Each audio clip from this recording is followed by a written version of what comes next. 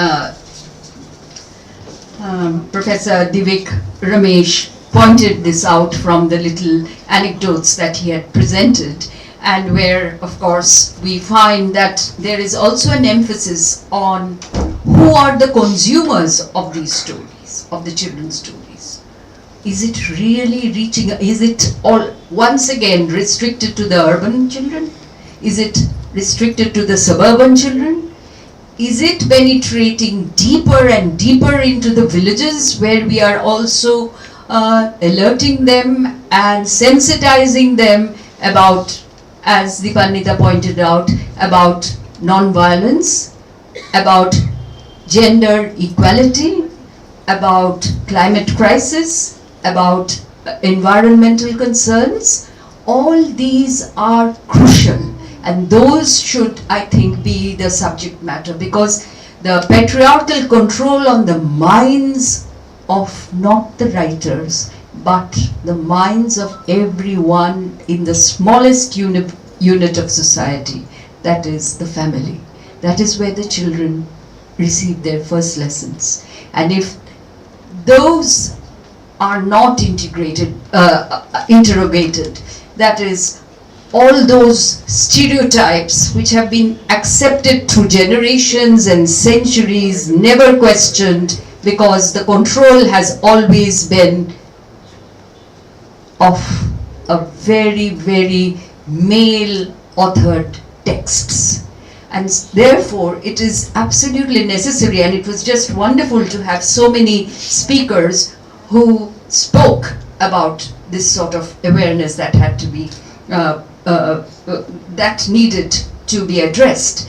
And of course, in terms of Swati, of course, she talked a lot about translations of Western literature into Marathi literature, and this sort of an appropriation of Western literature, probably also the influence of the film industry being so close to the cultural world of Maharashtra has contributed to this very, very interactive translations, including intersemiotic translations, because you have worked in various fields, including activism. So it was fascinating also to learn from you how Marathi literature has, even now it is appropriating so much of Western children's literature and translating them, and not just translating them, but transcreating them. So if there is Huckleberry Finn, there is a Marathi Huckleberry Finn also, and I don't know the name, but that is what is happening. Harry Potter, maybe Hari Poddar or something.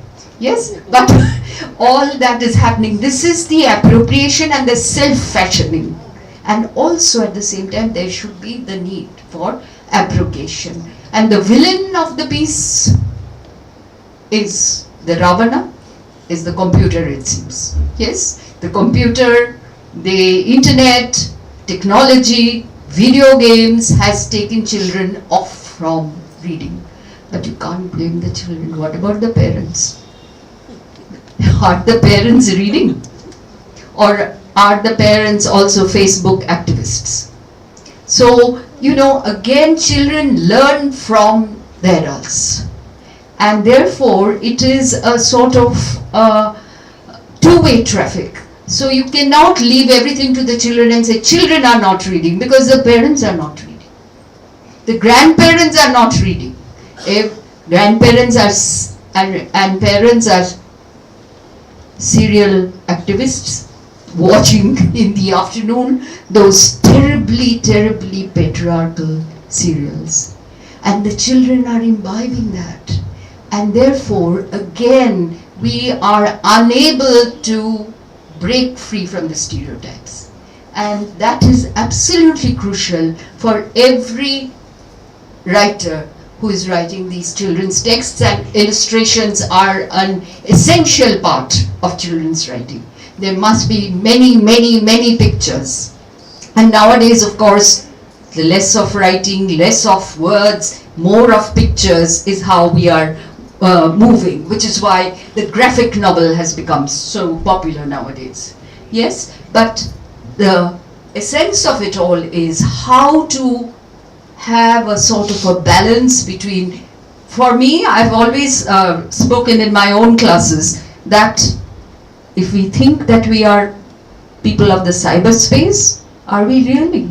Because what has really happened with our great fetish about looking at pictures all the time and taking pictures of our own selves, we just love to look at our own selves, yes?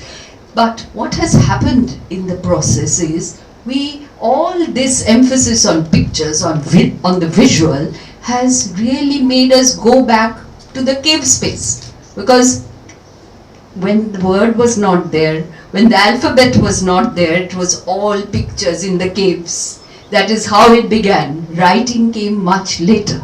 The script came much later. So in the 21st century, we are more connected to the cave rather than to the cyber because of that emphasis. And there are two other things that hasn't been mentioned here is probably, again, children's literature should also try to appropriate artificial intelligence and robotics. These are also very important. Instead of somebody coming into the house and offering something, there is a robot who comes knocking on the door. Yes? That would be very interesting also. And artificial intelligence is just an emerging area. And therefore, to even think in terms of artificial intelligence, but that is not about eliminating the human. That is about celebrating the human through artificial intelligence. Otherwise, again, we will be doing a serious disservice to inclusive humanism. And that is about inclusive humanism without any of the intersectionality which is dividing us all. That is location, race, class, caste, religion, education, employment, health, all, and of course gender. All these are absolutely essential and should filter into our writing. And so I look forward to new generation writers who will be writing in various languages. And in English, of course, we have a number of them, like Ruskin Bond. It began with R.K. Narayan. Now Sudha Murthy is continuing. And the grandma remains that same stereotype. Yes, the grandma is the yarn spinner, the one who keeps on telling stories to the kids. But I wonder whether the grandmother has that captivating influence on young children as they did otherwise, because the child has the mobile phone. So again, as a kid even wants to become a mobile, somebody narrated. So of course these are challenging times, these are wonderful times when of course we are looking at the new ways of reinventing ourselves. And of course you talked about the global, with which I am ending, because all of you are giving me a very strained look. Wonder how long this one is going to go on. So the global is good, but in business terms, global means 80% global, not 20% local. We can't have that. We have to have a 50-50 equality there.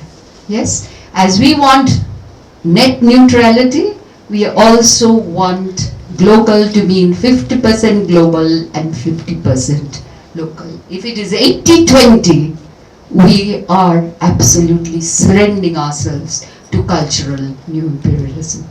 So looking forward to new and newer writings which will invigorate the young, and all of us who are not so fortunate to be children anymore, we will also learn, because every time we read, we become a child and want to learn. Thank you.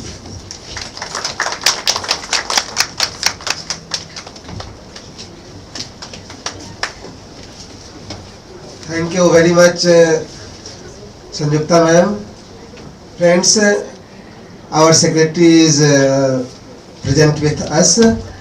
Allow me to say that we are fortunate that we have the secretary like him, who is always keen and interested to attend almost all sessions of any seminar.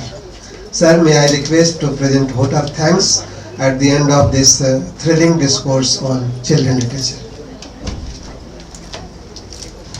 Thank you, Devesh. Actually, it is very difficult after Sandhya ji speaks wherever on whatever the subject, uh, because she has put so many questions before us, and I'm sure the children writers will take note of it and what she has put the questions. In the coming days, they will put into their writings. Friends, it is a 2-day mega event, I should say, for as far as children literature concerned. Yesterday we had a award presentation, and in the morning marathon awardees meet, because it's a wrong on our part, I should say, because a writer writing for last 30-40 years, and they have to say within 5 to 10 minutes about their journey, about they were writing, but time, so we have requested them to speak only 5 to 7 minutes, but they have very disciplined way, they almost like a children, no, they have maintained the discipline. They have finished by 1 o'clock in the morning. Wonderful awardees meet, and again this is a function, we are coinciding with our award presentation function, this Bala Sahitya program. We are unable to accommodate all the 24 languages again here. We have taken few languages, but as I already mentioned in my welcome address, this kind of programs we organize in almost all the 24 languages. That is what.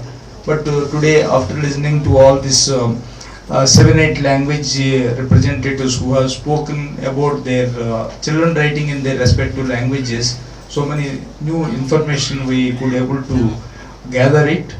I thank on behalf of our President and Vice President all the panelists who have spoken about their children literature in their respective languages.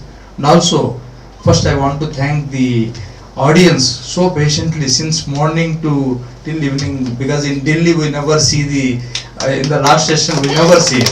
That is what one good experience we are experiencing in Calcutta particularly, because generally it is a after lunch nobody turns up. Even our award winners, whenever we have a award presentation function in other cities, after lunch they will go away because their business is over. Maybe because of we have not provided them the transportation, or because of the rain they must be staying back.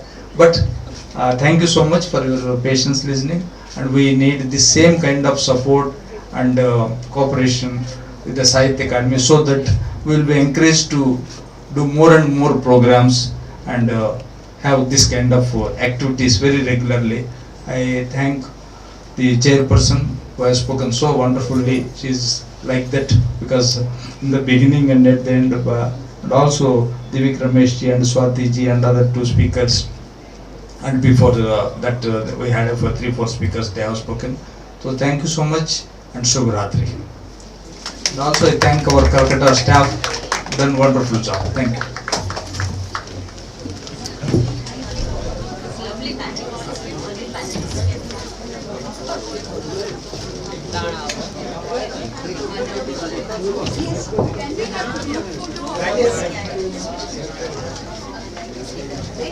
ये बाल साहित्य के panelist का एक group photo हो जाए, क्योंकि सबका साथ एक साथ फोटो नहीं है। आप लोग बैठिए।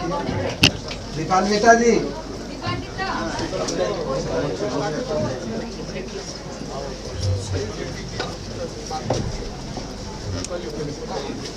मधुरिमा जी और मोहन जी,